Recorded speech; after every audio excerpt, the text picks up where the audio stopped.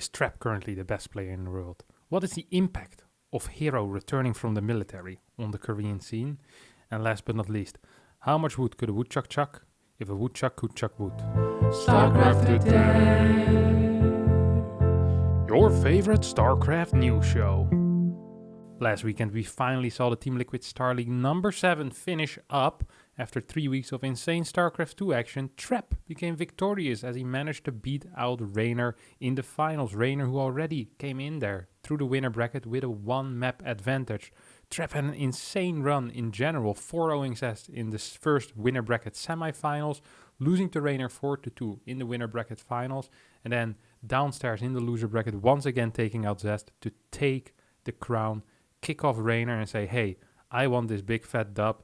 Basically winning the finals 4-2, but because Raynor already had a map for free, it of course was 4-3. And with this win in the bag, it makes 6 Premier Tournament wins in the last 7 months, 3 GSL Super Tournaments, the next series, which he won against Solar, Team Liquid StarLeague 7, which he won against Raynor, and the DreamHack Last Chance, which he managed to beat Serral in the finals in. In between, he of course did get, I think, a top 4 in GSL as well, where he lost to Maru 3-4. But overall, just insane results. And such a solid player, a guy that we knew always was good, but now truly showing what he is at full potential. And impressive stuff.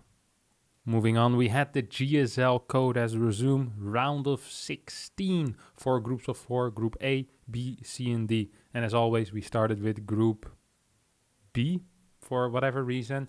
It was a very spicy group, 2 Zergs, 2 Terrans, Dream, Dongregu, Dark, and of course Innovation. Innovation, not being in the shape that he usually is in, dropped out relatively quick with a 0-4. Dream, however, after beating DRG in his first match, almost managed to take out Dark 2-0 in the winner's match. But after some fantastic play out of Dark, he managed to come back, also win game number 3, get out in first place, and then in the return match between DRG, Dream could not make it happen, actually dropped out after having a great performance last season in GSL Code S. This time it came to an end rather quick.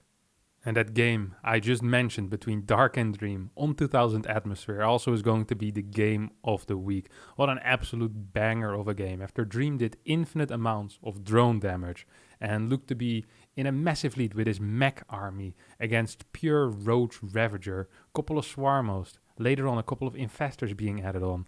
It felt like Dark's control honestly was one of the best that I've ever seen anyone control a Zerg army. The Swarm Host movement, the Infestor usage. I don't even want to talk what he did to Battle Cruisers, which with pure Infestor Ravager. Absolutely beautiful play out of Dark, showing that he deserves the round of 8 more than anyone in that Group B. As every single week, we had 3 EPT Cups, and this week had some astonishing results, to be quite honest with you. Starting in the European Cup, we saw Goblin make the run of a lifetime, taking out MaxPax, taking out Zest, only to lose to Christianer, who managed to take out Sol, and Neep, Sol, who managed to take out Showtime. So a bunch of very extraordinary results there in the bottom bracket of the European Cup. End of the day, here Marine managed to take it home 3-0 after taking out Clem in the semifinals 3-2. Continuing on in the ESL Open Cup Korea, we saw Cham, the Mexican player who currently is staying in Korea for practice, take out both Nice and Ragnarok, only to lose to Solar in the semifinals. Solar went on to play Cure in the finals, where Cure managed to take him out 3-2. Cure looking extremely dominant still in the Korean scene.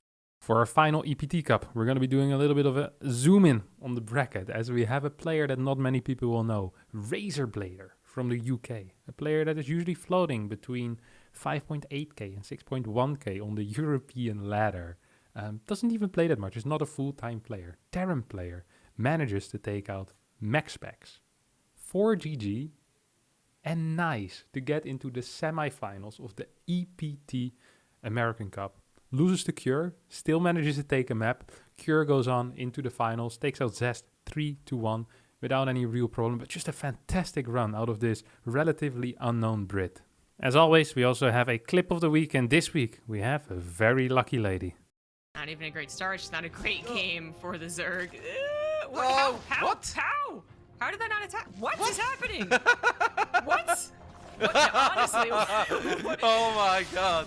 Okay, well, That is not how my dreams ended when I was young. In the upcoming week, we have the DreamHack Master Summer Seasonal Finals. It's a whole lot of words to say that we have the 16 best players in the world taking each other on in a 4 group stage tournament leading into an 8-player bracket.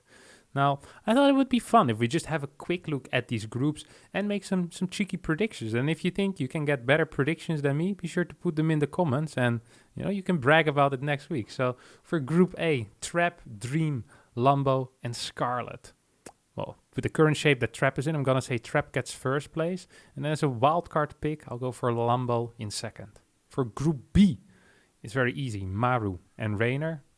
Group C, I'm going to go for Rogue and Innovation, even though Innovation's performance in GSL wasn't quite great, and he didn't look too brilliant against Special either in, I think, last season of GSL, or was it Super Tournament? I think it might have been Super Tournament.